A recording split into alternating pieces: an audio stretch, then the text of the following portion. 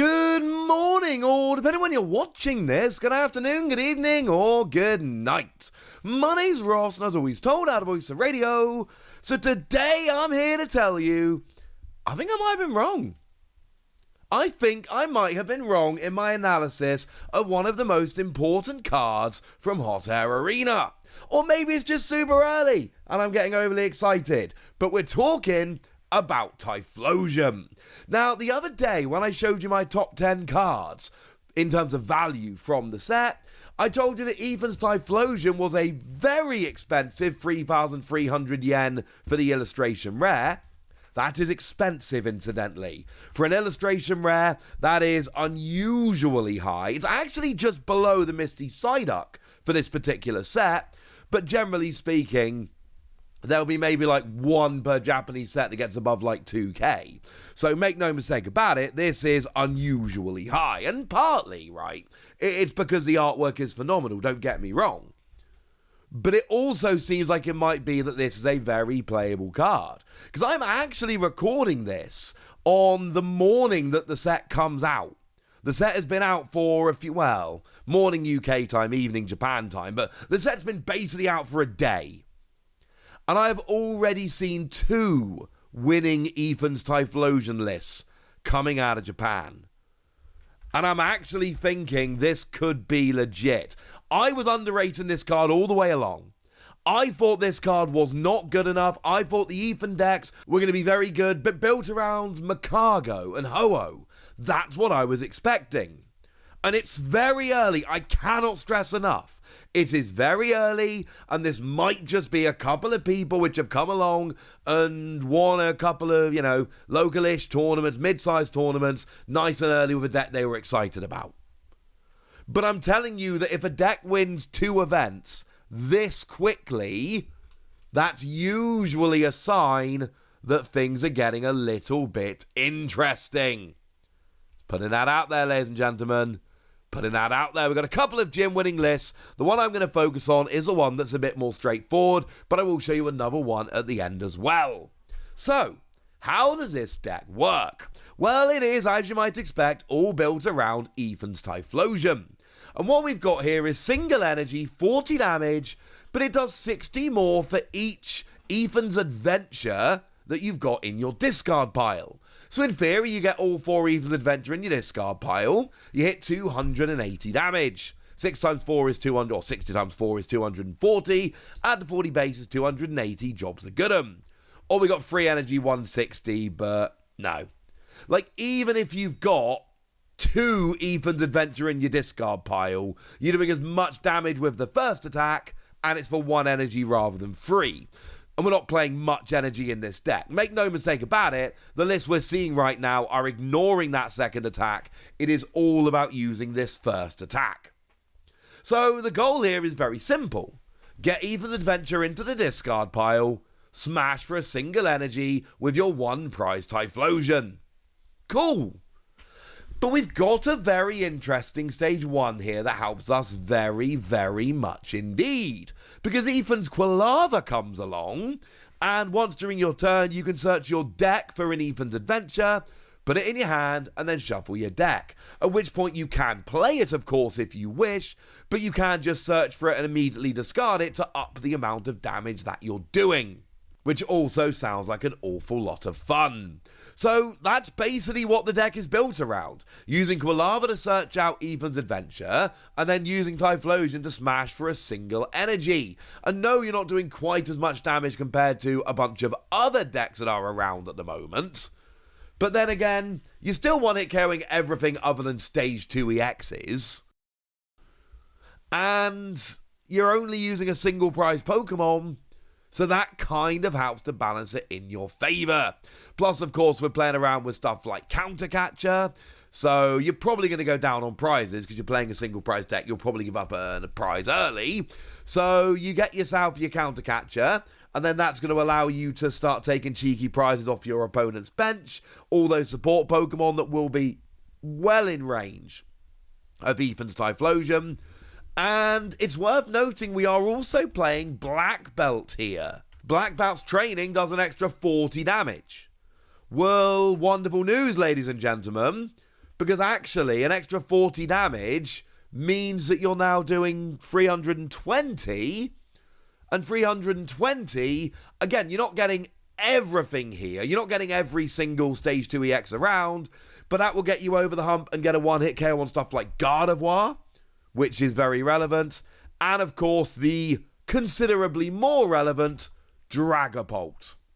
Dragapult is right now over in Japan, or at least right before the release of Hot Air Arena, the best deck. Like the unquestioned best deck. So you need to be able to hit 320, and you generally, like, once will do. One-hit KO on a Dragapult, plus taking out some support Pokemon and a couple of other prizes. That'll get you over the hump. So generally playing like one black belt here, but that one black belt will help very much indeed. And one of the lists I'm showing you, but not the other one, is actually using Maximum Belt as the ace spec here. It's an item that does 50 more to EXs, so that'll actually put you up to 330, and 330 actually will then get you Charizard, which is a lot less relevant now than it used to be, admittedly, but it will still get you Charizard, which could end up being relevant. But again, if nothing else, it will get you Dragapult. And I usually go through the Pokemon and then I go through the trainers, but I think with Ethan's Typhlosion here, it's really important to point out, in some matchups, you're just not doing enough damage, but the deck is built with Counter Catcher, with Black Belt, potentially with Maximum Belt, but not always, to make sure that you can get over the hump.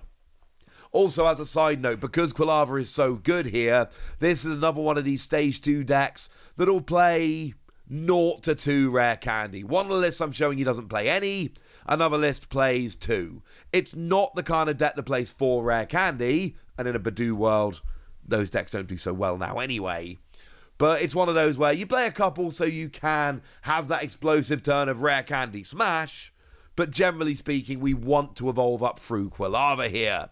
Because do bear in mind, Quilava's ability is once per Quilava per turn, so if turn 2 you've got 3 Quilava down, you can search for 3 Ethan's Adventure and start discarding them, so you don't have to just play Ethan's Adventure 4 turns in a row or any of that malarkey. Oh no. This'll work nicely. And we should remind you, Ethan's Adventure lets you search for free in any combination of Ethan's Pokemon and basic Fire Energy. So if you can get your Cyndaquil down turn 1, turn 2, Ethan's Adventure, go get your free Quilava, search out your other free Ethan's Adventure. Oh, you're rocking and rolling, ladies and gentlemen. You are rocking and rolling. The other Pokemon we see here, there is a line of Dunsparce. It's just draw. You can draw 3 cards and then put it away again. It's cool. It shuffles back into your deck, I mean. It's not a particularly exciting card like that, but it's a very good card for draw. Getting 3 cards, and it's 3 extra cards, so you're not shuffling anything back or discarding any. It's just a +3 to hand. That is absolutely crucial at times to get you rolling.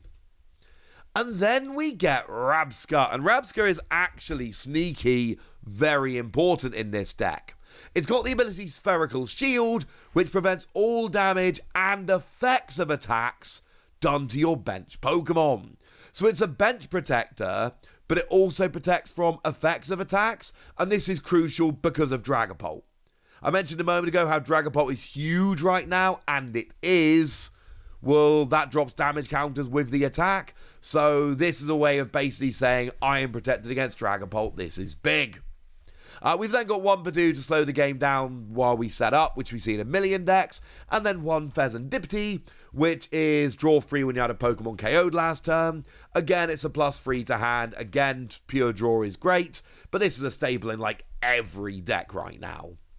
So you shouldn't be terribly surprised about it. And that's the Pokemon line here. It's Typhlosion with Dunsparce to draw, and Rabsca for protection, and then those other couple little helpers. In terms of the trainer line here, obviously we've got things like Super Rod and Night Stretcher. These are very important cards to recover your Pokemon, which you need to because, and this won't happen all the time, but in an ideal world, your opponent will have to KO 4 Ethan's Typhlosion to win the game. We know that a lot of the time they'll take early prizes, or they'll KO that Pheasantipity off your bench, etc. That's fine, but you at least want to try and have your opponent go through as many Typhlosion as possible. So playing this Pokemon Recovery is a way to try and make that happen. Like I said, we've got plenty of cards here that are trying to either Gust, like Countercatcher, or get extra damage like Black Belt. And as I said, that's very important because there are key matchups in the meta right now, very important matchups, where, to put it bluntly, 280 isn't enough. So we need to get that little bit of extra damage to get over the hump. And then there's a bunch of stuff you would expect. Obviously, Arven to go and get tools and item cards. And then one of the tools we're going to be playing here is, of course, TM Evolution. You go second, turn 1, you get your Cyndaquil down, you TM Evolution up to a Quilava, and that means at the start of your second turn, Quilava is already on the board. Which means that you can firstly use the ability, and then secondly, evolve into a turn 2 Typhlosion. So TM Evolution becomes big. Here's a deck list as a whole, and you can see what I was talking about. This is a very straightforward build of Typhlosion. We've got draw, we've got bench protection, and the rest of the deck is really built to just get going as fast as possible. And we're only playing 5 basic energy here because this is a deck where you only need 1 energy at a time. Here is an alternate deck list, which is a little bit different. Here, the big difference here is our draw engine is going for a pretty fat line of Noctowl. That's the one that searches any 2 trainers on evolution. But in order to do that, you've got to have a Terra Pokemon on the field. So we've got things like Lily's Clefairy, which isn't a Terra. But then Wellspring Mask and Cornerstone Mask Ogerpon, which are. And this is actually looking a bit like that box deck, which has been doing great in Japan lately. This is a more complicated deck with a lot more options. So this is less, I'm going to set up Ethan's Typhlosion and Smash, and more, this is a bit of a box deck with a lot of different options, one of which is that single prize Ethan's Typhlosion.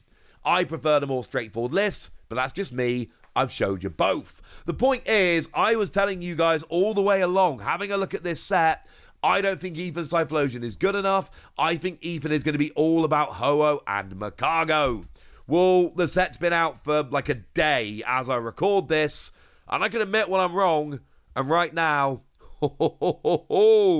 it really looks like I might have been wrong about this. But for now, I want to know what you think about it. Are you buying it, or do you think it's just early hype of a new deck that people are going to get bored of pretty quickly? Let me know in the comment section. Go nuts! Be nice! And then make sure you like this video, subscribe to this channel, follow me on Twitter at TheWasi. That's where we talk about Pokemon and a whole bunch of other card games. And please do consider checking out patreon.com/PTCG Radio, where you can support the channel, get some bonus podcasts, and all kinds of fun things.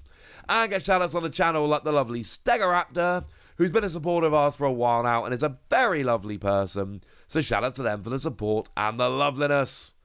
But by far the most important thing as always, look after yourselves till next time, would ya?